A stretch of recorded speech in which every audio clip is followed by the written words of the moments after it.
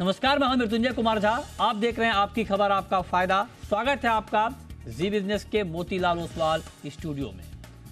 आज हमारा show super agers पर है। सुपर एजर्स यानी ऐसे लोग जिनकी उम्र तो 80 के पार होती है, लेकिन उनकी याददाश्त मेमोरी 20 से 30 साल के युवाओं को भी मात दे देती है। पहले की रिसर्च थी कि सुपर एजर्स की शार्प मेमोरी की वजह दिमाग के न्यूरॉन्स होते हैं, लेकिन लैंसेट की नई स्टडी की माने तो बेहतर फिजिकल एक्टिविटी से याददाश्त तेज हो जाती है। यानी एक्टिवनेस और हेल्दी लाइफ स्टाइल से आप बढ़ती उम्र को भी मात दे सकते हैं। ऐसे में आज हम इसी पर बात करेंगे। तेज मेमोरी और बढ़ती उम्र में फिटनेस के राज को समझने की कोशिश करेंगे, लेकिन उससे पहले देखिए ये खास रिपोर्ट।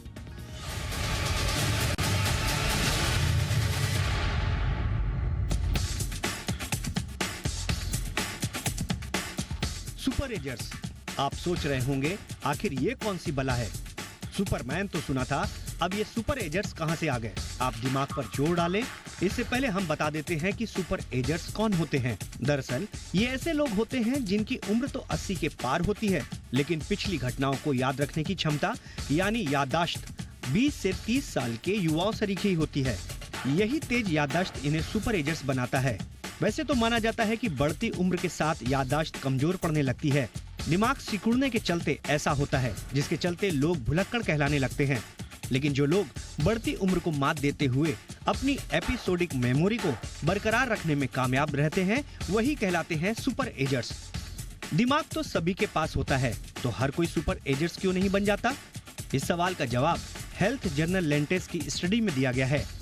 स्टडी के मुताबिक जिन लोगों ने नींद की जरूरी खुराक लेने के साथ खुद को फिजिकल एक्टिविटी में व्यस्त रखा हुआ है, हेल्दी लाइफ स्टाइल और खान पान को अपनी सेहत का आधार बनाया हुआ है, उनकी याददाश्त शार्प होती है। ऐसे लोगों को पुरानी बातें सिलसिलेवार याद रहती हैं। पुरुषों के मुकाबले महिलाओं में एपिसोडिक मेमोरी की क्षमता ज्यादा पाई गई है। यानी जिन लोगों की याददाश्त तेज होती है, वो लोग हमेशा एक्टिव रहते हैं और उनमें दूसरों के मुकाबले एंजाइटी भी कम होती है। सुपर एजर्स को लेकर हुई पिछली स्टडी में पाया गया था कि इनके दिमाग के न्यूरॉन्स सामान्य लोगों के मुकाबले बड़े होते हैं और दिमाग के एक हिस्से हिप्पोकैम्पस की मात्रा भी सुपर एजर्स में अधिक होती है, जो असाधारण और तेज याददाश्त की वजह होती है। वहीं कुछ स्टडी में तेज याददाश्त के पीछे मजबूत सोशल नेटवर्किंग को भी वजह बताया गया है।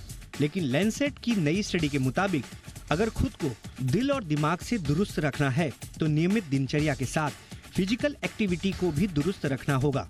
रोजाना एक्सरसाइज करने से शरीर में ब्लड सर्कुलेशन सुधरता है, जिस वजह से दिमाग को पर्याप्त खून और पोषण मिलता है।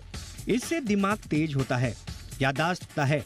इसके अलावा जॉगिंग, स्पोर्ट्स एक्टिविटी और पर्याप्त नींद भी बढ़ती उम्र को मात देने का काम कर सकती है। इन सब के बाद नशे से दूरी और हेल्दी डाइट लेनी भी बेहद जरूरी है, ताकि दिमाग को पर्याप्त पोषण मिल सके। फिलहाल तो बुढ़ापे को मात देनी है और युवाओं जैसी मेमोरी पानी है, तो सेहत को दुरुस्त रखें। आलसी तो कतई ना बने, फिर देखें आप भी कहलाएंगे super agers. Bureau report, ji media.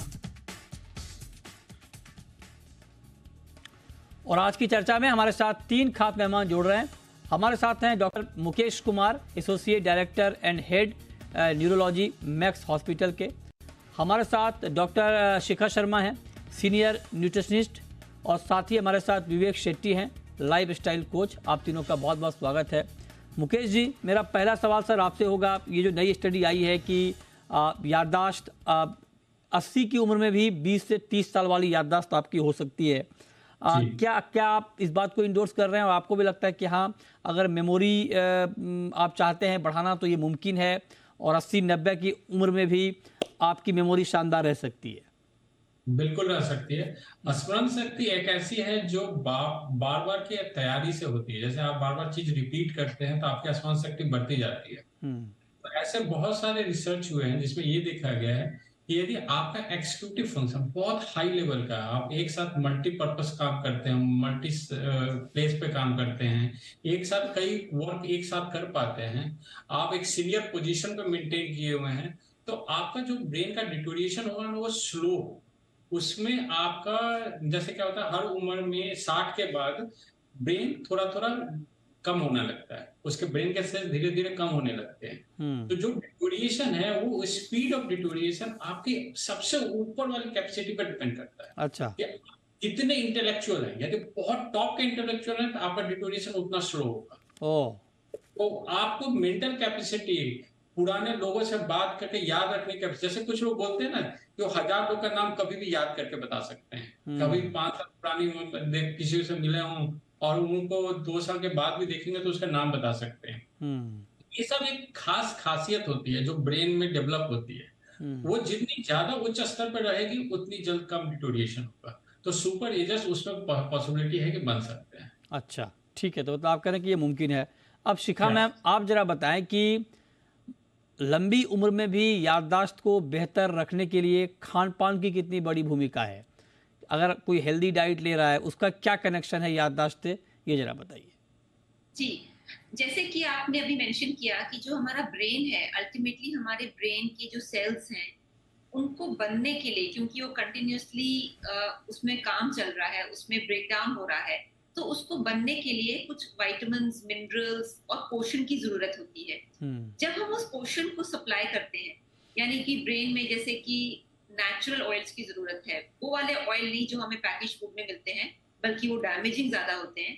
But जैसे आमतौर पे नट्स हैं, ऑयल सीड्स हैं, एक आमतौर पे इंडिया में कहा जाता है कि आप बादाम खाओ, मेमोरी तेज होगी। तो क्यों कहते हैं? क्योंकि हमारी ब्रेन की जो सेल्स हैं उसकी जो वायरिंग है, उसकी जो कवरिंग है, वो एसेंशियल फैटी एसिड से बनती है। तो यानी अगर हम नेचुरल ऑयल्स खाएं, वो रिफाइंड और इस तरह की ऑयल की बात नहीं कर रही, नेचुरल सीड्स और नट्स खाएं, तो वो परत जो है बनती रहती है, वो कवरिंग जो है बनती रहती है। दूसरी चीज जो बहुत इंपॉर्टेंट है कि हम कॉन्स्टेंटली एक्सपोज होते हैं रेडिएशन के लिए, चाहे वो रेडिएशन एनवायरमेंटल हो, चाहे वो पोल्यूशन हो, कोई भी चीज, ये हमारे शरीर को और हमारे मन को, हमारे जो नर्व्स हैं उसको डैमेज करती है। उसके लिए एंटीऑक्सीडेंट रिच डाइट, जैसे इंडिया में आंवला का एक सेवन बहुत अच्छा माना जाता है और बहुत ही पावरफुल विटामिन सी का सोर्स है। इसी तरीके से हिमालयों में जो उगता है एक हिमालय का बेर है, वो बहुत पावरफुल एंटीऑक्सीडेंट है। नींबू है, पावरफुल एंटीऑक्सीडेंट है। यानी हम लोग अगर हमारी डाइट में कम से कम 3 फल अलग अलग रंगों के रोज रहें, तो हमें एंटीऑक्सीडेंट रिच डाइट भी बहुत आवश्यक है अपने ब्रेन्स के लिए। And finally I would say कुछ चीजें हैं जो हमारे ब्रेन को स्लो करती हैं, जैसे कि alcohol and smoking end of course पान गुटखा। अच्छा, अगर इसको हम ना यूज करें और जो यूज कर रहे हैं उसको बहुत ही मिनिमाइज करें, तो हमारे ब्रेन पे जो डैमेज है वो कम होगा, because all of them create oxidants जो हमारे नर्वस सेल्स को भी डैमेज करता है।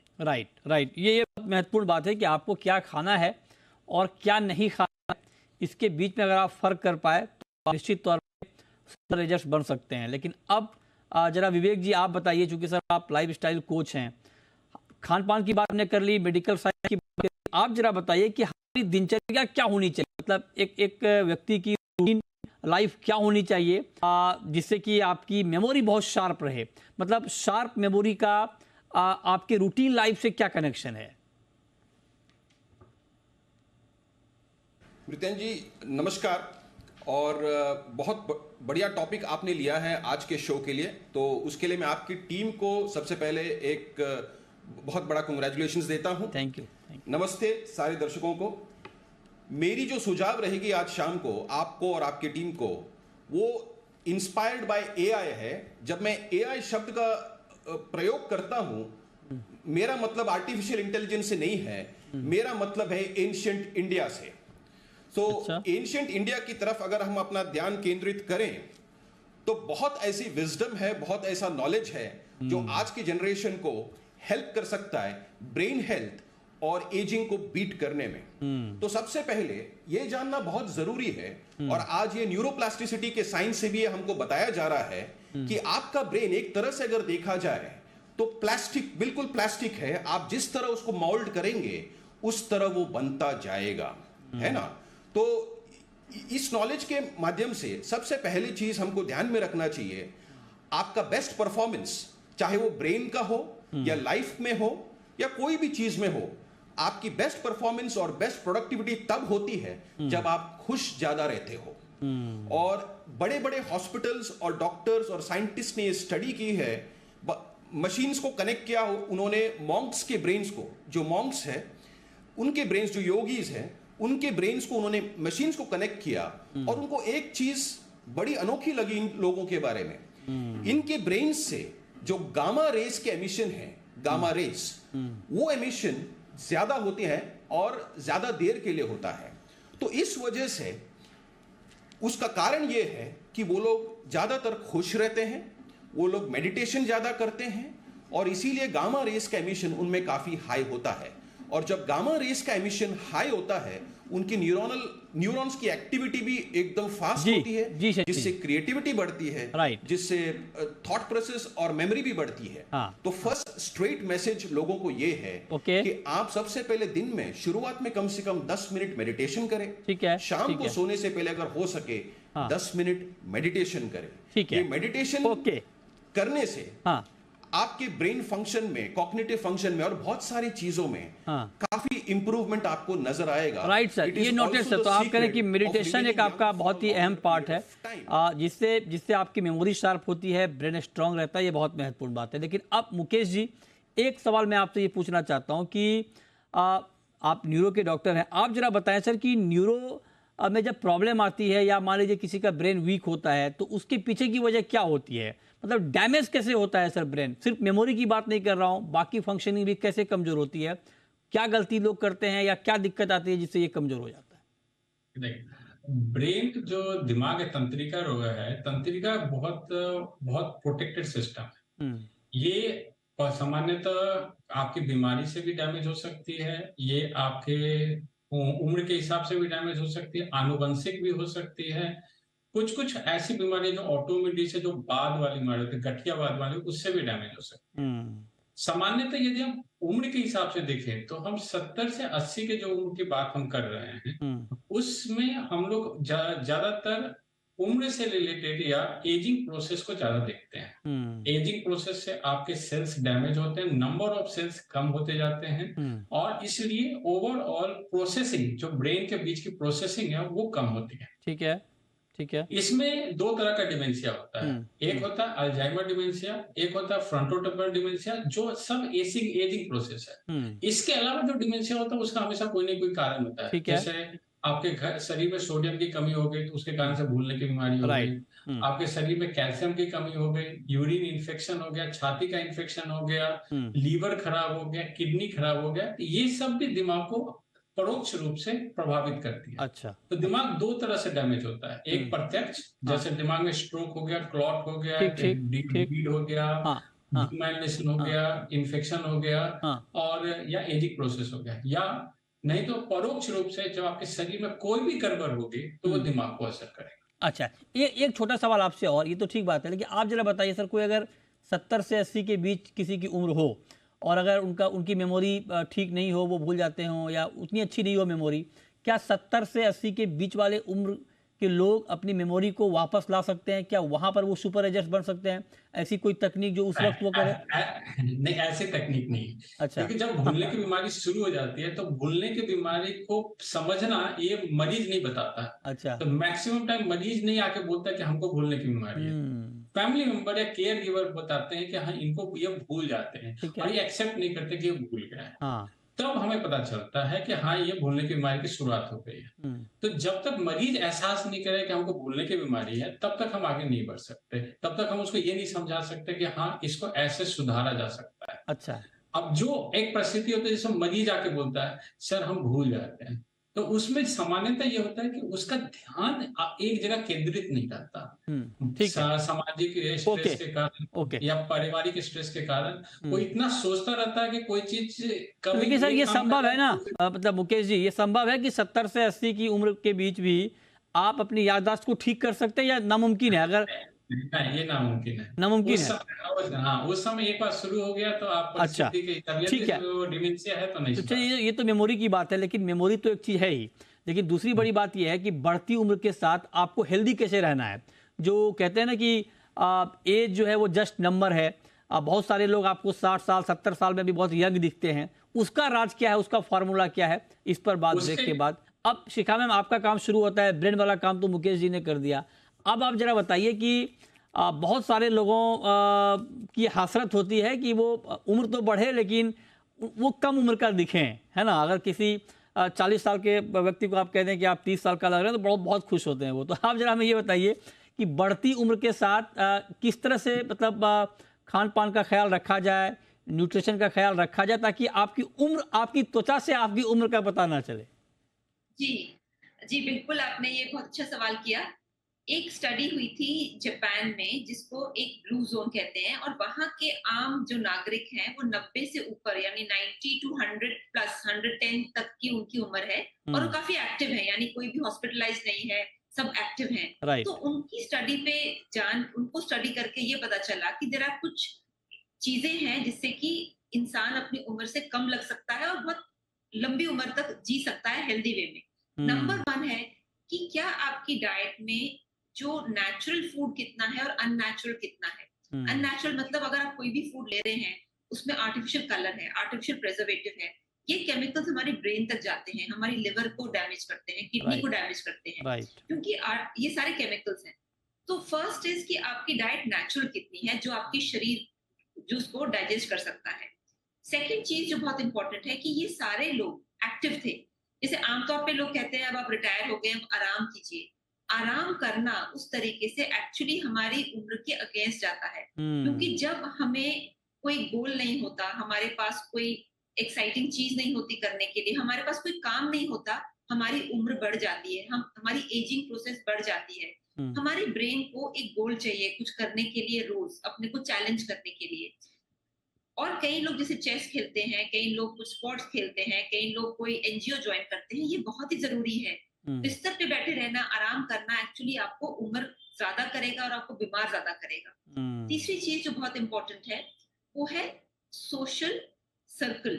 अच्छा, जो लोग लोनली होते हैं, अकेले होते हैं, उनकी एजिंग ज्यादा होती है, उनकी बीमारी ज्यादा होती है, और डिप्रेशन तो खैर होता ही है। तो ये बहुत इंपॉर्टेंट है कि आपकी जो एक सोशल सर्कल है, चाहे वो फ्रेंड्स का है, फैमिली का है, बाकी लोगों कॉलीग्स का है, जो भी है वो बनाए रखें। क्योंकि क्या होता है, इंसान अकेले में अपने को बहुत सी चीजें डिप्रेसिंग कह देता है। जब आप एक सोशल सर्कल में रहते हैं तो एक नॉर्मलाइज होते हैं, आपको लगता है कि नहीं देखो इतनी पूरी प्रॉब्लम नहीं है, दूसरे की भी लाइफ में प्रॉब्लम है, वो भी कैसे मैनेज कर रहे हैं, मैं भी कर लूंगा। तो ये सोशल सर्कल आपका एक स्ट्रेंथ बनता है। देन आई वुड से कि आप कितना पानी पीते हैं। हमारा शरीर 2/3 सिर्फ पानी है, और अगर आप पानी कम पिएंगे, एक जनरल लेवल ऑफ डिहाइड्रेशन होगी, तो आपकी एजिंग ज्यादा होगी। सबसे पहले तो स्किन पे ही नजर आती है। अच्छा, तो और बहुत इंपॉर्टेंट है, योगा में जो माना गया है, 2 चीजें, 2 प्रक्रियाएं।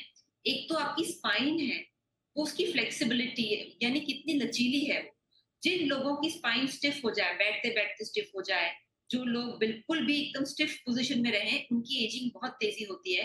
तो योगा एक ऐसा एक्सरसाइज है जो आपकी पूरी बॉडी को, आपकी खासकर स्पाइन को फ्लेक्सिबिलिटी देता है। एंड प्राणायाम, ऑक्सीजन आपके ब्रेन को एक्टिव रखता है, और आमतौर पे बैठी पोजीशन में हम ठीक बात है, ठीक बात है। यूज करते हैं अपना। ये आपने मैम बहुत अच्छा टिप दिया है। और जो अभी आपने जापानी एग्जांपल दिया, मेरे ख्याल से एक बुक भी है इकागई, अगर मैं ठीक बोल पा रहा हूँ, तो मैंने भी पढ़ने की कोशिश की है इस किताब में। और जहाँ तक मैं समझ पा रहा हूँ कि उसमें एक फार्मूला ये भी है कि वहाँ के लोग भरपेट खाना नहीं खाते, 80% का फार्मूला है वहाँ पे। आपको लगता है ये कारगर फार्मूला है 80% वाला मैम, खाना कम खाना चाहिए? देखिए, समय के साथ अपने आप वैसे डाइट कम हो जाती है लोगों को। अगर आप जैसे बुजुर्ग लोगों को देखें तो वो इतना नहीं खा पाते जो एक बाकी उम्र के लोग खाते हैं। मगर इम्पोर्टेंट वो है कि आप क्या खा रहे हैं। कम जरूर खा रहे हैं, मगर क्या खा रहे हैं। अगर आप सिर्फ ब्रेड खा रहे हैं, आप सिर्फ बिस्किट्स खा रहे हैं, तो वो सही नहीं है। फ्रेश खाना, नेचुरल खाना, तो कम भी खाएं तो बहुत अच्छा है। और हाँ, ओवर ईटिंग तो वैसे भी बीमारी का एक अपने आप में फॉर्मूला है। राइट, ये बात बिल्कुल ठीक है। अब लेकिन शेट्टी साहब, आप जरा हमें ये बताइए, सर ये मैडम ने ये तो बताया कि कैसे क्या खाना है क्या नहीं खाना है, आप जरा बताइए कि लाइफ स्टाइल कैसी होनी चाहिए ताकि उम्र तो बढ़े लेकिन पता नहीं चले। जी, सबसे पहले ये ध्यान में लाना बहुत जरूरी है कि आपके 2 प्रकार के उम्र होते हैं। एक तो जो आपकी एज पर कैलेंडर जो उम्र है, जिसको हम अंग्रेजी में क्रोनोलॉजिकल एज कहते हैं, और दूसरा उम्र जिसको हम ज्यादा महत्वपूर्ण मानते हैं वो है आपका बायोलॉजिकल बायोलॉजिकल एज। यस। आपने अपने शरीर, मन और ब्रेन को कैसे मेंटेन किया है और उसके हिसाब से आपका उम्र क्या है। तो मिसाल के तौर पे हो सकता है कोई इंसान की क्रोनोलॉजिकल एज, सर उसमें नहीं जाना है, वक्त कम है शेट्टी साहब। शेट्टी साहब मैं माफी चाहूंगा सर, माफी चाहूंगा, वक्त कम है। आप सीधे पॉइंट पे आइए सर। मैं डायरेक्ट ये बताइए कि हमारी लाइफ स्टाइल सुबह उठने से लेकर रात के सोने वक्त तक क्या होनी चाहिए ताकि एंटी एजिंग में हम जा पाए, मतलब हमारी एज का पता ना चले, एज बढ़े भी तो हम फिट दिखें, फाइन दिखें। To the point sir. Yes, so to the point एक सिंपल टेक्निक में देता हूं जो आपके व्यूअर्स यूज कर सकते हैं, और वो टेक्निक इसी शो पे हम बता देंगे, जिसके माध्यम से वो लोग इस शो खत्म होते ही ये टेक्निक स्टार्ट कर सकते हैं। तो उसको हम हमारे लैंग्वेज में बोलते हैं डायफ्राम ब्रीदिंग। डायफ्राम ब्रीदिंग का मतलब है आप जैसे मैं आपसे बात कर रहा हूं, स्लाइटली सांस को धीरे ले रहा हूं, स्लोअर ब्रेथ इनहेलिंग, और जब सांस अंदर ले रहा हूं स्टमक मेरा बाहर आ रहा है। बाहर एक बलून की जैसे, आप बलून में अगर हवा भरेंगे तो हवा जब आप भरते हैं तो बलून फूक जाता है, फुगा जो है वो फूक जाता है, और जब आप सांस बाहर छोड़ते हैं स्टमक हल्के से बाहर जाता है। इसको हम डायफ्राम ब्रीदिंग बोलते हैं। अच्छा। ये आप रोजमर्रा जिंदगी में ये टेक्निक अगर इस्तेमाल करोगे, खाने के पहले या खाने के बाद? तो यंग रहेगा ही। खाने से पहले या खाने के बाद सर? सर मैं तो बोलता हूं, आप इसको हम कॉन्शियस ब्रीदिंग बोलते हैं। खाने का इससे कोई संबंध नहीं है। जब मैं आपसे बात कर रहा हूं इस समय मैं डायफ्राम ब्रीदिंग कर रहा हूं। अच्छा। और इसका प्रैक्टिकल एग्जांपल ये है, आप अगर एक कुत्ते को ऑब्जर्व करेंगे वो बहुत तेज ब्रेथ्स लेता है। एक एलिफेंट को ऑब्जर्व, हाथी को ऑब्जर्व करेंगे वो एकदम धीरे ब्रेथ लेता है। और इंसान जो है वो उतना फास्ट भी नहीं है, उतना स्लो भी नहीं है, वो कहीं बीच में है। 12 to 15 ब्रेथ्स पर मिनट के रेट से करता है। यस, ये आपने बहुत महत्वपूर्ण राय दी है शेट्टी साहब, ये आपने बहुत महत्वपूर्ण राय दी है कि ये एक बहुत महत्वपूर्ण टूल हो सकता है आपको फिट रखने के लिए। अब मुकेश जी आप जरा बताइए सर, क्या न्यूरो का कोई कनेक्शन है सर आपके एज से? अगर वहाँ पर आप कुछ कर पाएँ कि अगर आपका न्यूरो के मोर्चे पर अगर आप बहुत मजबूत हैं तो आप एकदम लंबी उम्र में भी फिट रहेंगे, फाइन रहेंगे, हेल्दी दिखेंगे, कोई कनेक्शन है सर उसका? देखिए आपके जो कार्य क्षमता है, कार्य क्षमता की उत्कृष्टता, आप कितने अच्छे उत्तम तरीके से अपनी कार्य क्षमता को मेंटेन करते हैं, इससे आपका उम्र पे का असर पड़ सकता है। यदि आप बहुत अच्छा कार्य क्षमता है, सामाजिक रूप में सबसे मिलते रहते हैं, तो आपकी एजिंग प्रोसेस स्लो रह सकती है। अच्छा। इसके साथ साथ जरूर आप जैसे लाइफ स्टाइल और पोषण क्षमता की बात की, वो उसका कंट्रीब्यूशन ऐड करेगा। पर जब आप एजिंग प्रोसेस की बात करें तो एजिंग एक तरह का जेनेटिक प्रोसेस है। यस, उसमें आपकी कर्म करने की क्षमता, आपके कर्म, आपके उत्तम कर्म और आपकी बुद्धि जितनी अच्छी रहेगी उतना स्लो रहेगा प्रोसेस। राइट। 30 सेकंड में इसमें कुछ और ऐड करना चाहेंगी शिखा मैम आप? मैं सिर्फ एक ही चीज कहूंगी, यूज इट और लूज इट। एक कहावत है कि अगर आप इस्तेमाल नहीं करेंगे तो आप खो देंगे। तो अपने ब्रेन को आप एक्टिव रखिए, चाहे पजल्स रख रहे हैं, चेस खेल रहे हैं, गेम्स खेल रहे हैं, या किसी और काम में जुटे हुए हैं, ऑक्सीजन दीजिए। और जो हमारे जो एंशिएंट टेक्निक्स हैं, मेडिटेशन है या योगा है या एक अफेक्शन है, एक कम्युनिटी में चीज है, उसको मेंटेन रखिए। वो मेरा पर्सनल फॉर्मूला है। यस, ये बहुत अच्छा फार्मूला सर आप मैम आपने बताया, और कि कैसे मतलब आपको एक्टिव रहना है, मतलब हर हाल में आपको एक्टिव रहना है, अपने आप को रिटायर्ड नहीं समझना है कभी भी। आप हर उम्र में काम करते रहिए कुछ ना कुछ अपने इंटरेस्ट का, ताकि आप फिट रहें, चलता फिरता रहें, आपका बॉडी मूव करे, उसको रोक के नहीं रखना है। बहुत शुक्रिया मुकेश जी आपका, शिखा मैम आपका, और विवेक जी आपका हमारे साथ आज की इस खास चर्चा में जुड़ने के लिए, डिटेल में बताने के लिए कि लंबी उम्र का फॉर्मूला क्या है, लंबी उम्र का राज क्या है।